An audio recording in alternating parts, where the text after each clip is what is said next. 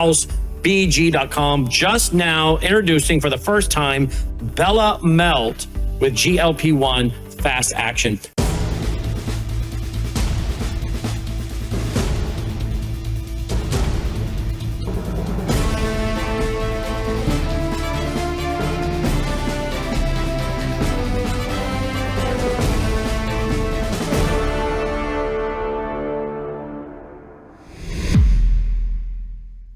Good afternoon. Welcome back to another episode of Love Up to Freedom. I appreciate you joining me in this. What is today? Wednesday. Yes, it's Wednesday, October 15th. Wow. We are live on worldviewtube.com on its Rumble and X account. Also, if you have the app, you can watch us on WorldViewTube app. And if you don't have the app, it is for free. Grab it from your app store. We're also live on X America News X channel, on my Rumble, both YouTube channels, Facebook, and Substack. So, as always, join the conversation. I will glance at the comment sections as we get through the show, though I will be joined here in a moment with a very special guest, but I will make sure, especially if you have any questions for me or my guest, I will grab them. Before we bring our guest on, I do want to say that even when I prepared the information for today's show, it was before I dove into the news. So we will talk about Gaza, no question about it. We will talk about Hamas and all that. But there's also other developing stories or other stories that we need to cover. So don't be disappointed. It's going to still be pretty disappointing. So stay tight. I will take no further time because I want to get as much time as I can with our special guest, Shahram Hadian, no stranger to most of the audience on WorldViewTube because he has his own show right here on the weekends. He is a fellow Iranian, fellow American, brother in Christ, and also a pastor. Hi, Shahram John. Thank you so much for joining me today. Thank you, Annie John. Great to be with you. It's always a blessing and privilege.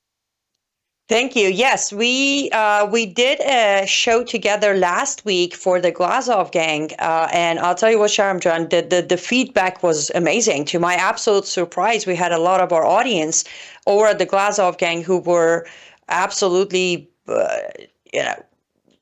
grateful for the information that, especially the information you were putting out, going into the Bible and the prophecy. So I figured, well, we got to do round two, even though it might be a little different. Before we pick a specific topic, I have no idea if you've seen this or not, but I came across it earlier this morning.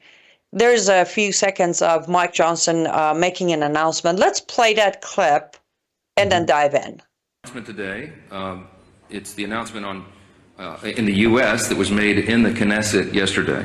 I'm proud to tell you that together with my friend Speaker Ohana of the Israeli Knesset, the equivalent of our Congress, we're going to embark upon a project together to rally speakers and presidents of parliaments around the world so that we will jointly nominate President Donald J. Trump for next year's Nobel Peace Prize. No one has ever deserved that prize more, and that is an objective fact.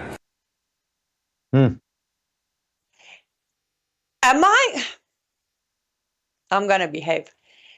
When on Thursday, day before announcement of this year's Peace Prize, I had Barry Newsbaum on my show, and Shahram John, what I said was he will not win it. And watch when that doesn't happen, he's going to aim for next year. Well, I guess he is aiming for next year, isn't he? Yeah, I mean, this is, it's almost like they have to cement this to him. Like literally, it's got to be glued to him because now that he has proclaimed himself, or the White House, or whoever is doing the PR for the White House for this administration, I mean, he is the peace president, right? I mean, that's what he declared, is this is the peace president. And so if it's not this year, next year. If it's not next year, it'll be the year after that. I mean, until he gets it, until they give it to him, they're going to keep pressing. So part of me is not surprised by this. The bigger surprise should be to everybody, why all of a sudden is there such a level of attention on world peace? Why all of a sudden are we just seeing where, doesn't it seem like everybody, or at least not everybody, but you know, the players on the field, they all want to play nice together all of a sudden. That seems very suspicious to me. Yes, and here's the thing: my issues with this announcement. One, when I came out a few weeks ago and I said to give Hamas members, to offer them amnesty, does not deserve peace prize, but he'll do it to get that prize. I was heavily attacked by his supporters of he's not chasing after peace prize. So I guess I'm going to take a moment here and say, well, how's that chasing working out for you, supporters of President Trump and his decisions? The second problem is the moment he didn't win 2025, the announcement was, well, you know, peace prize and the whole Norway thing is a joke. They hold no credibility. Well, here's the thing. For example, Shahram John, myself, when SPLC names me on their website, I don't even flinch because they don't have credibility for me. I don't go beg them to take my name off of it. So if there is no credibility, why are we trying again? Last but not least, what else is Trump and his administration going to give to Islamists to win this next year is my biggest concern, Shahram John. Well, let's go back to Monday. So you have Recep Erdogan sitting to the president's left. I'm trying to remember now. I think it was his left. If you're looking on camera, it was left. So sitting in the room should have been the right. Sitting on the, I have a picture of it here, but it was, you know, they had the big, you know, remember the big Peace 2025? This was in Sharm el-Sheikh. So this was in Egypt. And so here's Erdogan, who the Turkish government has infiltrated so many of our legislators. Do you know how many state legislators I've talked to that their views on Islam has changed for the worse because they were taken on an all-expense paid trip to Turkey to be able to see the beautiful history of Islam, the beautiful civilization, and then you have the Gulen schools, the Fethullah Gulen schools in America, all these Sharia-based schools in America funded by Turkey. And this is the same guy that said 6 months ago, we're ready to invade Israel, right? That's what he said, that we are at the point. And then, of course, we see that he, you know, that basically Turkey, and people have to understand, and I know you, if anybody is watching your show, they know this fully well, but just in case anybody is not cluing in, Syria is Turkey. Turkey is controlling Syria. That's got to be clearly understood, right? I don't know if people get this or not, that al-Shara or Mr. Jilani is not operating separately from whatever is going on in Turkey. Turkey is mentioned 4 times in Bible prophecy as a nation that's going to come against Israel in the last times. And yet they're sitting at the table saying now 3,000 years. The president said this took only 3,000 years, but it's done. And now, and then remember he said, and this will stick. This will last. Meanwhile, as you pointed out in your excellent Substack, I just read it today before we came on air. In Gaza, the warring factions, you know, are killing each other. Whoever is, you know, whichever faction of Hamas is coming to power or is trying to control power, they're assassinating their own people. And as you said rightly, they were not in Egypt. They did not sign on to anything, and they've agreed to less than 1 point. So this is, to say premature would imply that it's going somewhere. To say delusional, I think is a better word. I think all of this peace talk is utterly delusional when you understand what we're dealing with. But I think most people don't understand. And certainly, unfortunately, many of the mega camp do not understand, because the moment you criticize, like we give props to the president for good things that he does, but the moment you criticize the president, now, oh my gosh, what a fool you are. You don't understand. You know, this is 4D chess, 5D chess. And we're sitting here going, like if I was Trump and I put on Facebook or social media on his X account or Truth Social, whatever it was, that I'm ushering in everlasting peace. And then did you see his son-in-law? Or no, not his son-in-law, his son, Eric Trump, he said, we saved God. Like, if you're saying these things, that we're ushering in everlasting peace, when the Bible says that that term is given to the Prince of Peace alone, I'd be like, whoa, dude, you're walking on very dangerous ground, because you are now looking at the glory of a holy and righteous God, and you're claiming that you're saving God, your family is claiming you're saving God, and you're claiming that we're ushering in everlasting peace, using that term. It's incredulous, Annie John. It's absolutely, and what's more incredulous is all those people that are blind to it. They're either celebrating because Israel finally lost, and that's where all the anti-Semites are, or they're celebrating because they think we've actually established world peace. That's what's unbelievable. Sorry for the long explanation. Oh, no, please don't apologize. Take as much as you need. But because that's the thing, these topics are too complicated. Yesterday, my whole show, I barely got to point 9 of the original 20 points because I had to break it down and talk about things. But it is. But then you look at the follow-up comments. Trump on his way to Israel saying, I guess I'm just not heaven-bound. Right. And then at the Knesset very proudly saying, my daughter converted. Right. Again, I'm not picking on any of them. I'm just following up with the pattern of, if this was Biden, son and father, yep, the reactions would be very different.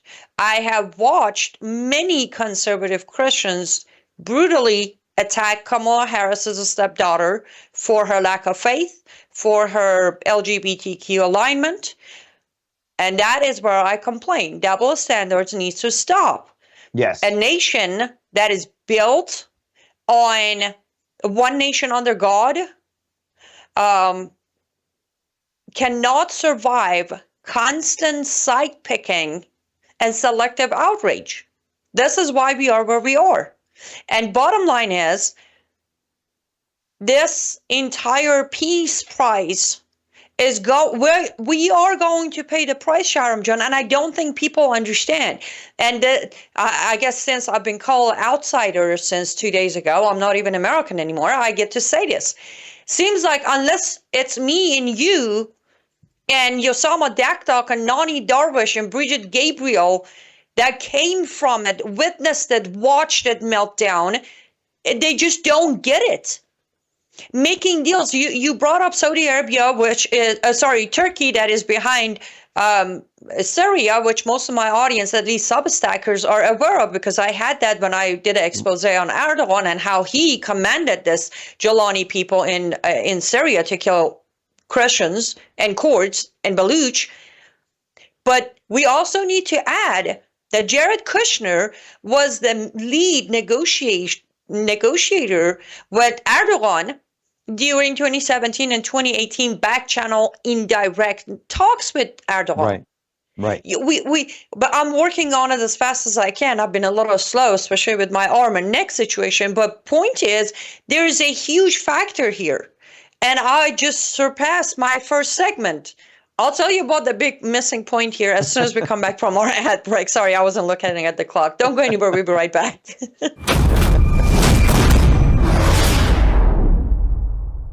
Hello, I'm Brandon House. Melissa and I have been taking Bella Grace, this powerful elixir, since last fall, 2023. The results have been amazing. My hands would crack and bleed, deep cuts and cracks every winter for years.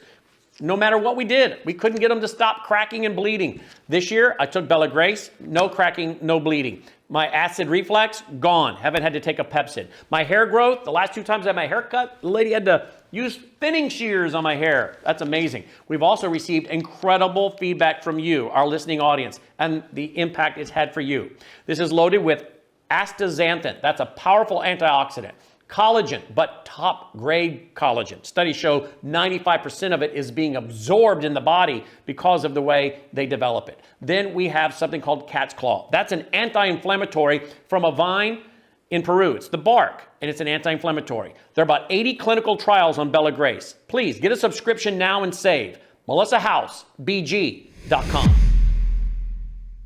Welcome back to Live Up to Freedom. Thank you so much for staying with us until now. And before I forget, I don't think I'll forget. Anyways, I did add some inventory to our lutfstudio.com.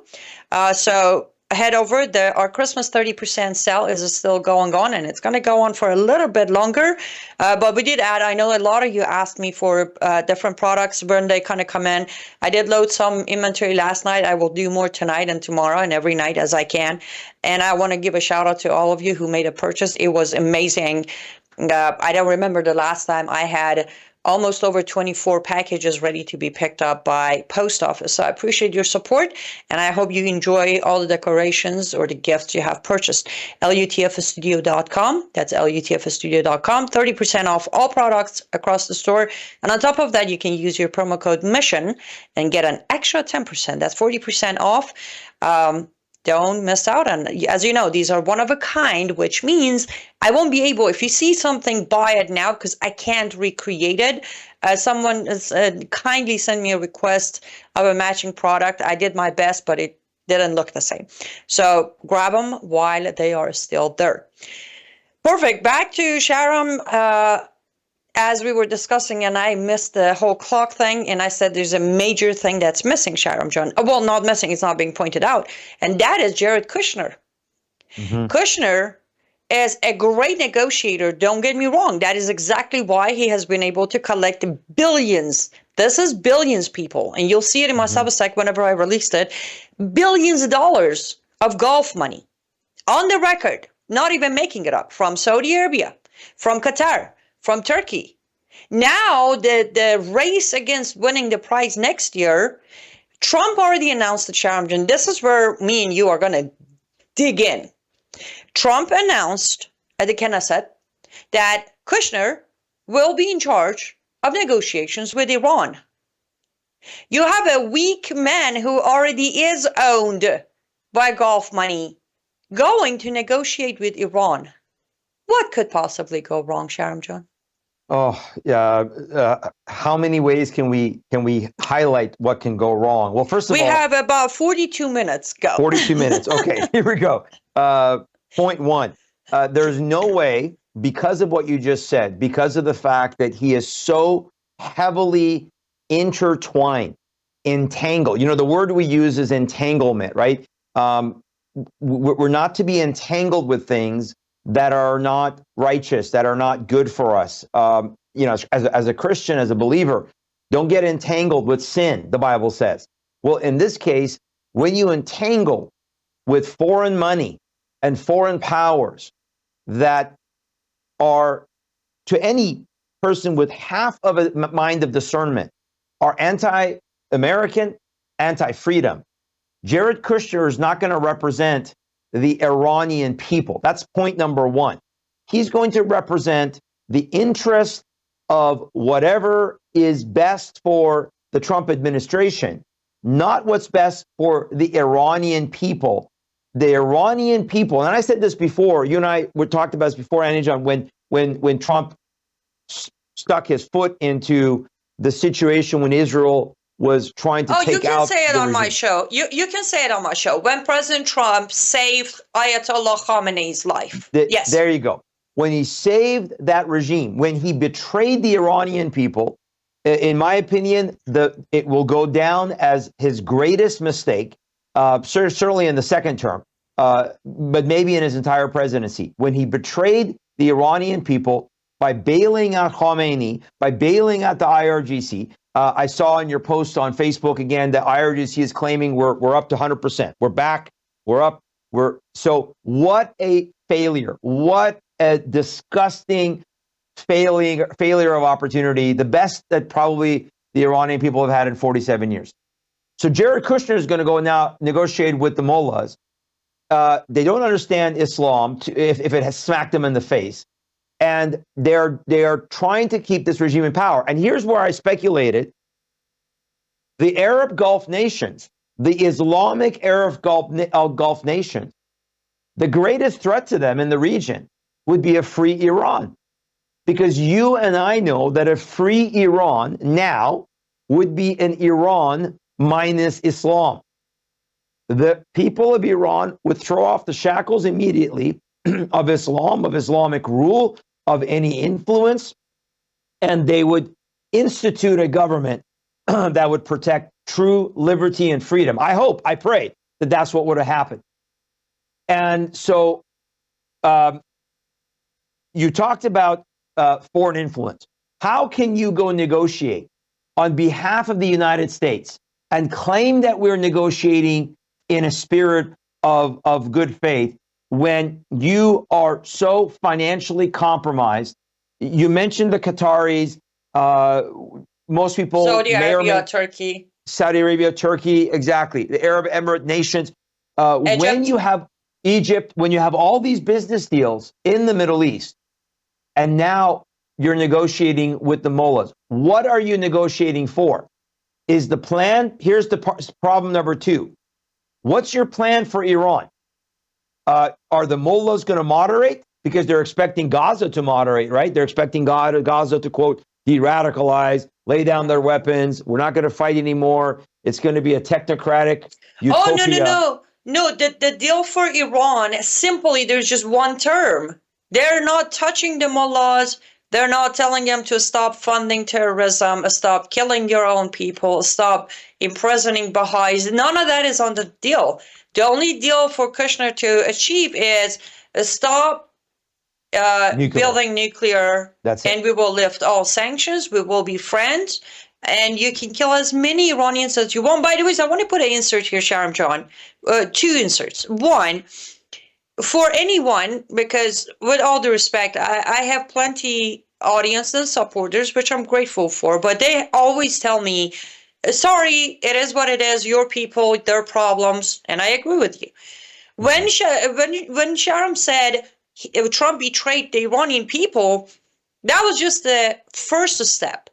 With saving Khamenei's life, giving another lifeline to IRGC, he also betrayed the Israelis. Right after that, he betrayed Americans. So let's get this straight. Our frustration, all of the Iranian Americans, Iranian Europeans, Iranian Jews, all of our frustration, yes, number one, came from the fact that Iranian people were seeing the light at the end of the tunnel for the first time in 47 years. However, the second problem was, oh, great, you just saved the people that you stand there proudly saying they are terrible people. They fund terrorism, terrible, terrible, terrible people. But then you went and saved them. So the betrayal was started with Iranian people immediately. However, the after effect will be bloodshed of Israelis, the Jews, the Americans, the Christians, and on that has been going on for 47 years. The second thing I want to put in here, I reported this either today or yesterday. Days are blurring into each other, but Islamic Republic of Iran, Shahram John, has resumed their abroad assassinations again. 2 days ago, an Iranian opposition was shot and killed on his way home in Istanbul, Turkey. So while I bring this up, ladies and gentlemen, a lot of you out here watching the news, listening to our government think there's a big time disagreement between Erdogan and Khamenei. I want you to know that the government of Turkey under Erdogan has handed over so many Iranian refugees to the regime of Iran that would send shivers down your spine. So don't believe the fight in front of you. Behind closed doors, Erdogan has literally maintained power with help of the mullahs. Sorry, all yours, Shahram.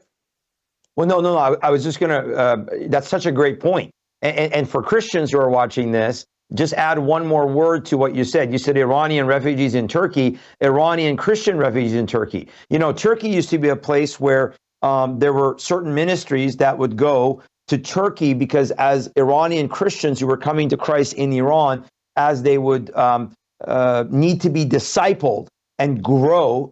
In fact, my spiritual father would take trips to Turkey for a few weeks at a time, and they would meet secret locations with these refugees, but that they're Christians. These are new Christians, and strengthen them, pray over them, empower them, go back to Iran now and reach the Iranian people for Christ. Now Turkey has pretty well shut down.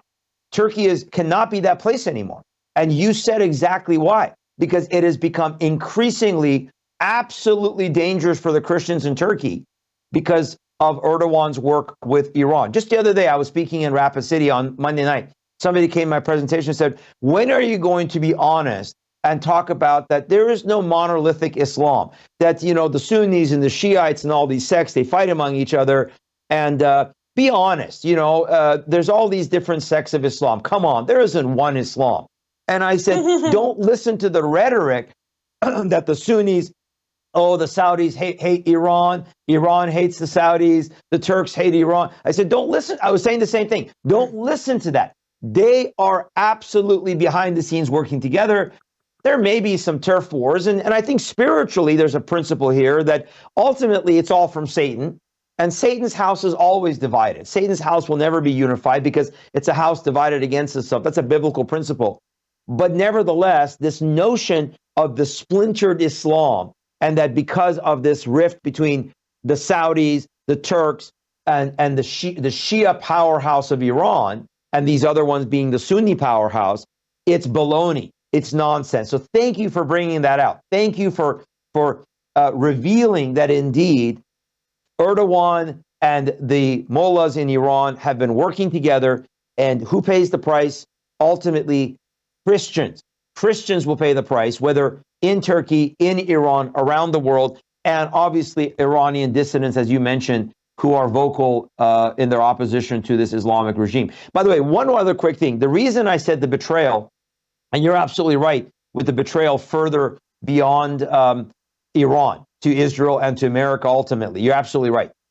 But specifically, and I want to be clear, I was not in any way, shape, or form, because I can hear somebody saying, Annie and the Shahram guy, man, they're warmongers. What do you want? You want America to go in there and just, regime change? No, we were saying, America, stay out of it. Don't interfere. Trump, don't interfere. State Department, don't interfere. That's what was my hope, because when this objective by Israel had been planned for 7 to 10 years, Operation Rising Lion, that was the attack. Now that is all for waste. And the sad part about what is going on in Israel right in this moment is the Israelis, I think many Jews so desperately want to have some level of peace that they're not recognizing they're actually being betrayed by America as well. There's a headline for you. America is betraying Israel with this supposed peace deal. America is actually betraying. We're supposed to be the best friend, right? Didn't Netanyahu say Trump has been the best friend of Israel ever? But the reality is, watch and see how this is actually a betrayal. And Jared Kushner negotiating with Iran, further betrayal of Israel, as you said. Exactly. Amen. And here's the thing. My stand was pretty clear, but I'll repeat it. From day one, I said, the United States of America has cost my people plenty. Butt out, leave us be, let them deal with the problem. No, we don't want war. I don't. And mind you, again, I did actually, unlike Ilhan Omar, I grew up in war, Iran-Iraq war. I vividly remember the trainings I had to be given by my mother, so if she wasn't home, I knew how to get to the shelters. No, I don't want war. That's actually what the American administration of any side of panel wants, because more war, chaos in the Middle East, more money for them, more power for them. And by the way, so I said this off air, I'll say it on air before we go to our next ad break. There wouldn't be a first world of powers if we didn't have the third world countries that built the foundation of human rights, societies, culture, music, art. But we had to destroy them, turn them into third world in order for us to be the first world, didn't we? We're going to be right back.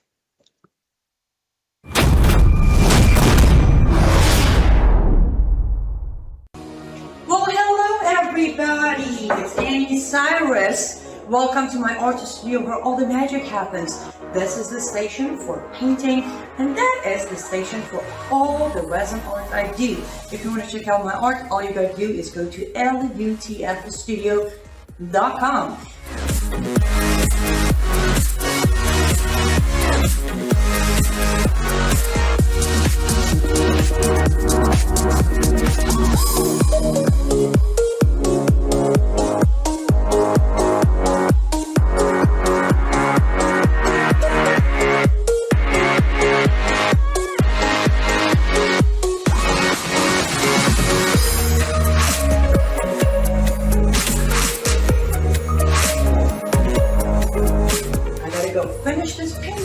But I'm sure, or at least I hope, I'll see you at lutfstudio.com.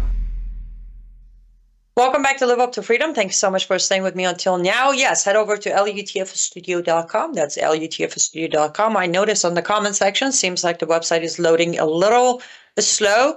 That has to be Etsy. Unfortunately, I don't control, the domain is mine, but the server is Etsy. So you can get to it just through Etsy by itself. Just go to Etsy and look up LUTF Studio. Use promo code MISSION if you like extra discount on top of the 30% off going on for our Christmas sales. And that way you support what I do. That is, at the moment, next to my Substack, my only source of income. Thank you so much for supporting what I do. And thank you for everybody joining the conversation in the comment section. I do see them, and I promised last segment we will get to your comments. Okay, Shahram Jan, do you want to make a comment about what I said at the very last, or should we move on? No, I mean, I think, again, what you said is exactly what needs to be said. That's really the challenge. I will say this. Is when you commit to being a speaker of the truth, our ministry is truth and love. When you have that as your mission statement, live up to freedom, you're representing freedom and truth. You said it earlier, I just want to reiterate this. You don't then get to pick the side that truth leans. You have to follow the truth. And the hard thing about that is then criticizing your quote, your own camp. People say it to me all the time. Well, don't you understand? It's so much better than it would have been with the other gal. But in some ways, it's much more deceptive because you don't end up criticizing, or at least, bringing to light, just even asking questions. I don't think we're trying to be critical for the sake of being critical. It's asking legitimate questions, and the questions are based upon the most absurd assertions and public policy of the United States government. They are selling out our nation to Islam. They are selling out our nation to these Arab Emirate, Muslim Arab nations. They will own America if this continues. And they are in the process. Here's a prophecy angle to this. My concern is many of the rabbinical Jews in Israel, when Trump got elected, believe Trump would help them usher in not only the third temple that they desperately want to build, but they would he would help them usher in the Messiah, the coming of the Messiah, which we must understand is not the true Messiah. It's a false Messiah. Now, I think Trump is sadly, whether he knows it or not, if I were to give him the benefit of the doubt that he doesn't know what he's doing, which I'm not quite sure, he's now ushering in a false peace for them, which the Bible has predicted would happen. There will be a deceptive false peace that will succor Israel to making a false agreement with all the nations of the world. And what are we witnessing? We're witnessing that deceptive false peace. So, woe to us that our country, America now, is a part of this deception. That's really, really sad. And that's why I brought up 2 days ago on Brown House Radio that it is insulting when I see that. I don't know who's behind it. It has not been confirmed if it was the government, if it was a PR company. But when I started seeing the banners in Israel with the Israeli flag and Trump in front of it and a writing that says Cyrus the Great is alive, yes, I said that is insulting to my Christian faith and to my Iranian blood. Cyrus the Great didn't usher anything. Cyrus the Great was told to go and free the Jews. So he went and freed the Jews. He freed them with his sword, with his army, not diplomacy, not Kushner exchanging Qatar money under the table.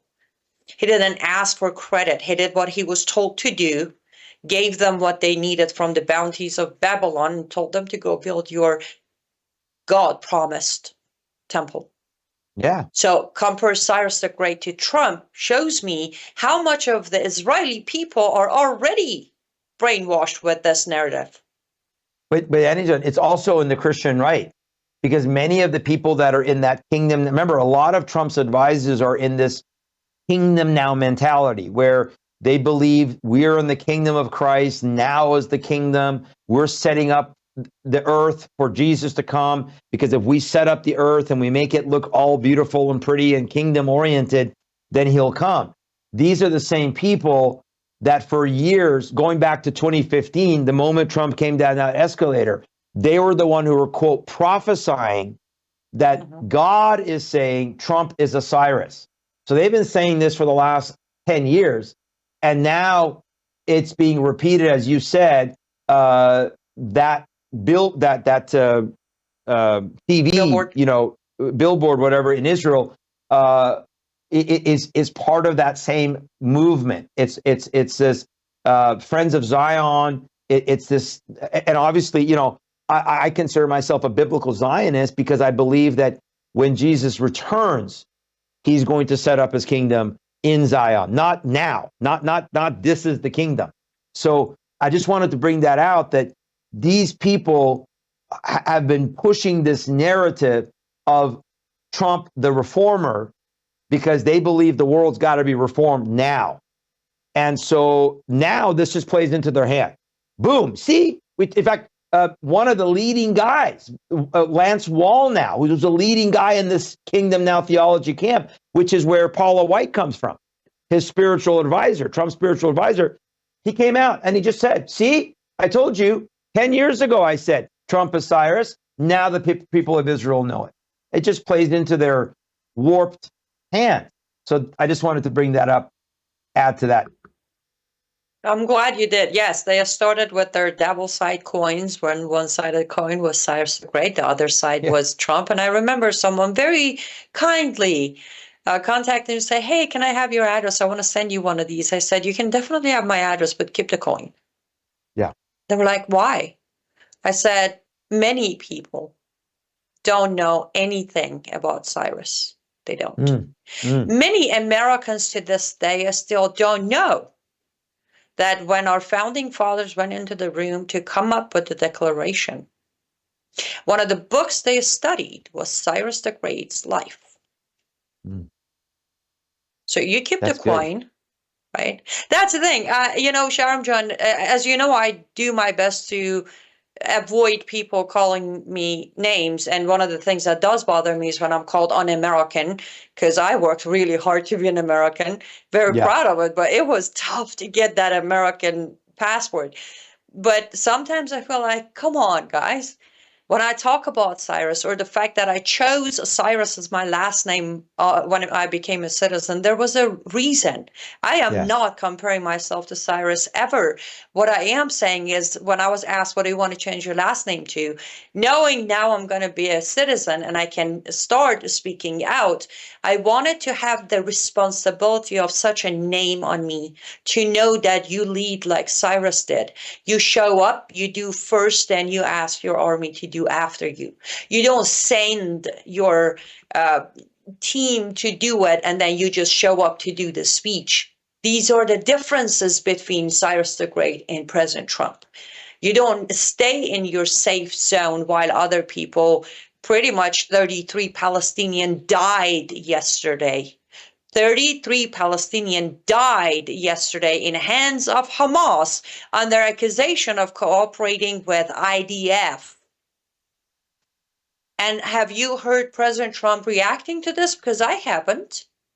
What happened to that? If they don't de-radicalize, I'm gonna let Bibi finish them. Didn't he say that? Yeah, he actually said that today, that if they do not disarm, that we will we will, quote, disarm them. We will do it for them. What does that look like? But that's my question. When? Yeah. They already, less than 24 hours, they already killed 33. I'm not going to even name the Jewish people who died. For their own sake of free Palestine, they just killed 33 Palestinians. Right. And by the way, let's draw a parallel here. You know who else executed and killed Iranians after the 12 days war on their accusation of cooperating with Israel? It would be the mullahs that Trump has not even touched and saved since his second term started. The pattern is the same. And okay, let's say they don't know. I'm very obsessed with human behavior, Shahram. I have literally spent 11 years studying it. I'm so into pattern recognition and human behavior pattern. Is anybody in his administration drawing the pattern and parallel of here's what all the Islamists do? Because that's hard to miss. Well, it's further, Annie John, Brannon on Monday, when I don't know if he played it when you were on with him, but he had pre-recorded, we pre-recorded, and he played the audio of Trump in his first term, talking about Islam, Muslim, right? And so there was, it was a sound bite, multiple sound bites that he had. So when you tell people now, and I get this a lot at my presentations, do you think the president knows the threat of Islam in America? Do you think the president knows the Islamic world and what they represent in jihad? And he must not know. And that clip was such a good reminder of all the things that he had said in his first term or leading up to his first term, even when he was running for president back in 2016, where he sounded like a guy that somebody had taught him something about the dangers of Islam. Now, he would say radical, we know he would say, radical Islamic terrorism, but he sounded like he had some knowledge. So what has happened now? And what I said on Brannon on Monday was, I said, the Bible says, my people are destroyed, talking about Israel in the book of Hosea, the prophet leading them when they were, in captivity at that time. My people are destroyed for a lack of knowledge. And most Christians know that passage, but they don't know the next part of the passage. For you have rejected knowledge. So I made the point, I don't think this is an issue of ignorance in the White House. I don't think this is an issue of we don't understand the Islam. Maybe I thought that more so a few months ago. I'm beginning to now shift back to, no, they know. They are rejecting it. They're intentionally turning away from it. And they think, maybe foolishly, if we give them the best of intentions, that by doing these business deals and money, that's how we're going to change the environment. The love of money? No.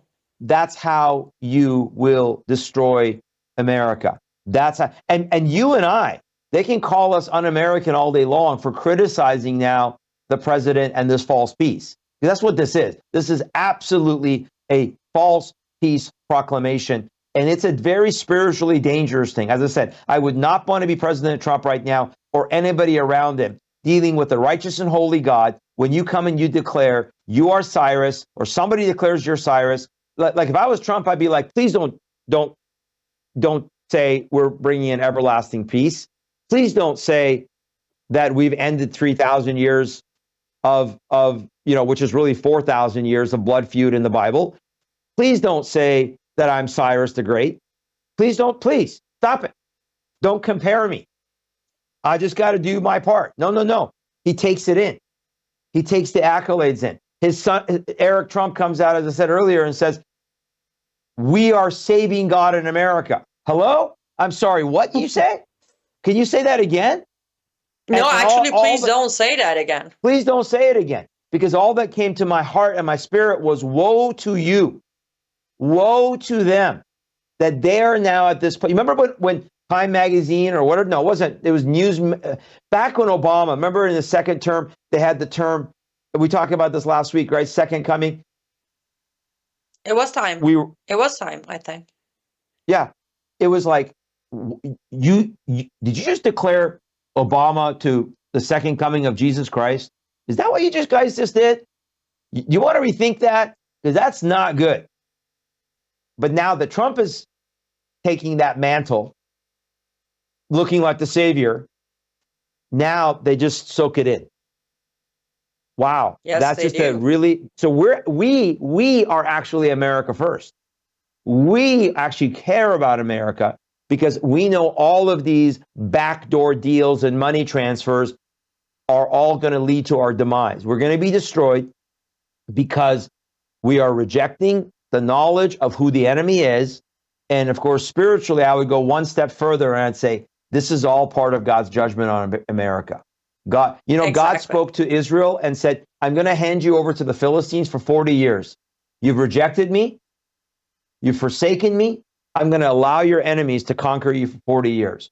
God said, I'm going to allow you to go into captivity for 70 years. First in Babylon, then in Persia.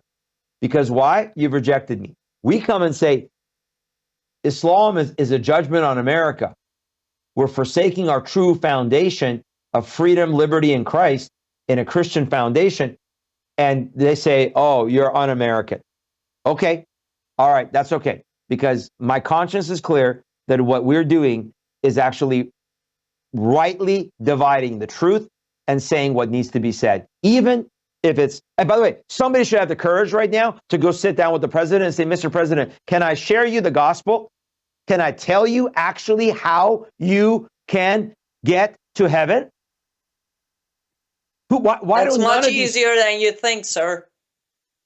why do none of these pastors and spiritual advisors around him can sit down with the president and say, Mr. President, you may never invite me to the White House again. That's okay. But I love you so much that I want you to be in heaven. I want you to bow a knee to the one and true righteous God. It's actually very simple message. Believe in your heart and confess with your mouth that Jesus Christ is Lord and that you are sinful. You can never earn your way to heaven, sir.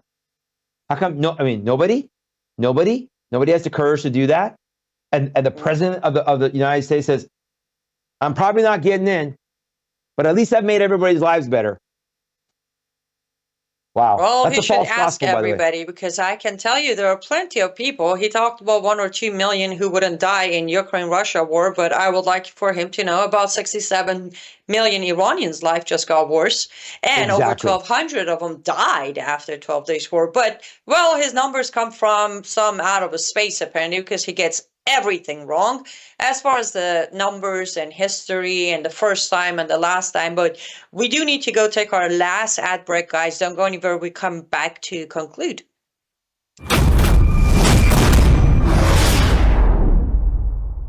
You woke up with a sore throat and a low-grade fever. You know you are getting sick, so here's your choices. You can get sicker and miss work.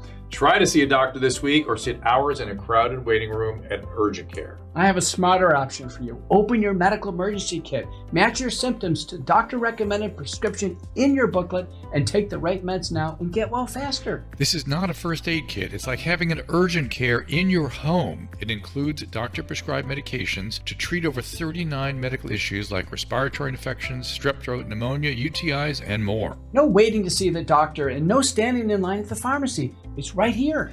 Every home should have at least one medical emergency kit, and here's how to order. Go to worldviewhealthcare.com. Your kit to treat dozens of common and serious illnesses is rushed to your door. worldviewhealthcare.com. That's worldviewhealthcare.com.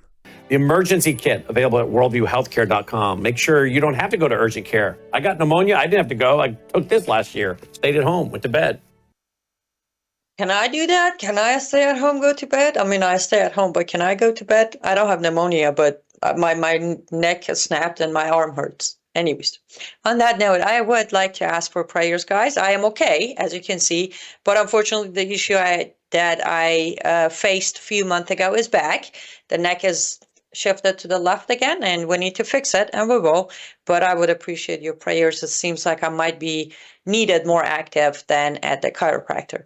Your prayers will be appreciated. And for, again, just in case if you join us a little later, LUTFstudio.com, LUTFstudio.com. We are running our Christmas sale, 30% off across the store, and I am updating inventories nightly. So if you go in there, you don't see what you like, just check literally regularly, check them, or just favorite my shop and you get notifications when I list new items. It's LUTFstudio.com. Okay, let's bring back Shahram. We went long on the last segment, so we have about 7 minutes on this closing segment. And there's something that I feel like it has to be brought up, even if touching on it briefly. Shahram John, this morning, well, I should say last night, our local time, because of time zone, Putin welcomed Jelani, aka Al-Shara, to Moscow. They shook hands, they talked. Few things were on the table. They agreed that all the terms of Assad time of Russia will stay as it was, military, weapons, business, and all that. On top of that, Putin also said, let me think about it. I might give you Assad back, because everybody knows when Assad was toppled, he escaped to Russia. So now Putin is saying, well, I might just sugarcoat, sweeten the deal and give you Assad back so they can hang him, kill him, torture him. I don't know what to do. No surprise there at all. But here's my point. Do you think I might be correct that we might have another battle over a jihadi between U.S. and Russia going on? Because as you know, President Trump started the good-looking guy and left the sanctions, favoring al-Shara. And now Putin is trying to favor him further. Am I just have I lost my mind, became a full paranoid person, or are we about to pay the price for yet another battle over a jihadi? No, I think that's actually an excellent point. We did the same thing in Afghanistan, right? We end up arming the Mujahideen. We end up then battling Russia, then us, and then I think some would say Afghanistan ended up handing to the Chinese now. They have the prominent control, even though the Taliban are sort of the face of what's going on there. Look, Syria, as I said earlier, is a key player, I believe, geopolitically and prophetically with Turkey because of the influence and the control of Turkey. So I think you're absolutely correct that now, because the U.S. is cozying up to Erdogan, all of a sudden, the U.S. is cozying up to Jelani, welcoming him to the White House, welcoming Erdogan to the White House.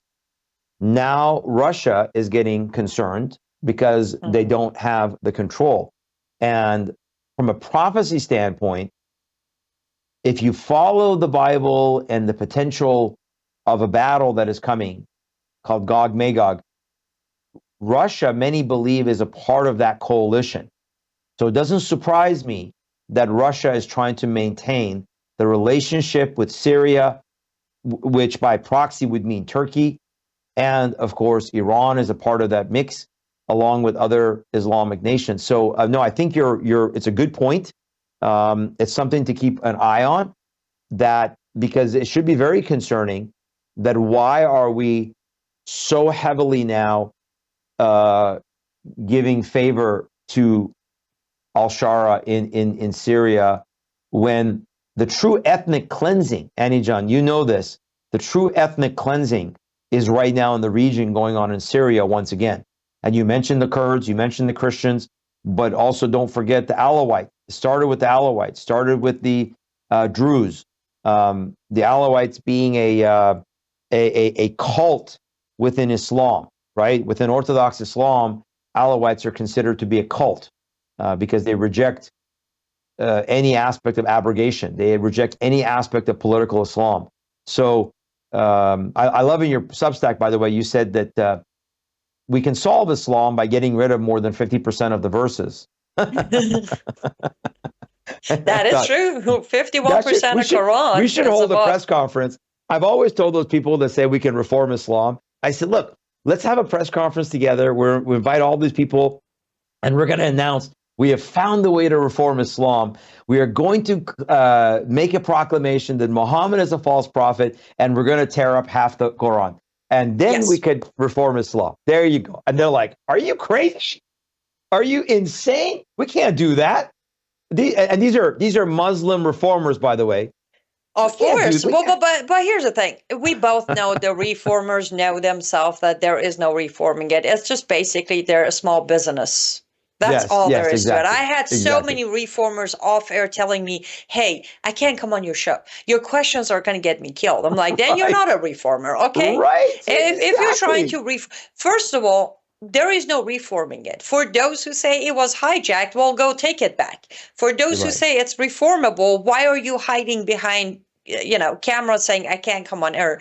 But we are unfortunately at the very end of our show, Shahram John. I appreciate you coming on, and I look forward to having you back on again. Tell our audience when is your show on Worldview YouTube, and also where they can go to support your work and your ministry.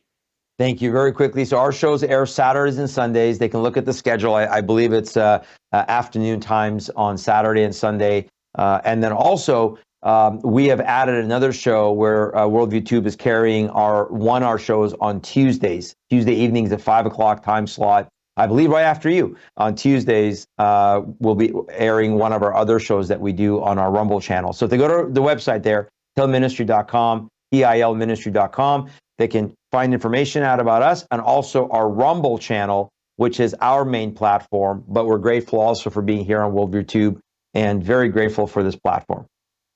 Absolutely. Thank you so much, Shahram John. Stay safe. Keep up the good work. I will be in touch to hopefully get you back on air because I'm sure this is going to keep on developing. Thank you so much. Thank you. To our audience, thank you guys. Thank you for hanging in there. I did see your comments. I'm sorry I didn't get the chance to get back to you on the comments, but I was scanning through them, some of your comments. As always, brilliant, great points. And absolutely, Tammy John. Thank you as well. I do need to wrap up within the next 20 seconds. So I encourage you to become a subscriber on my Substack.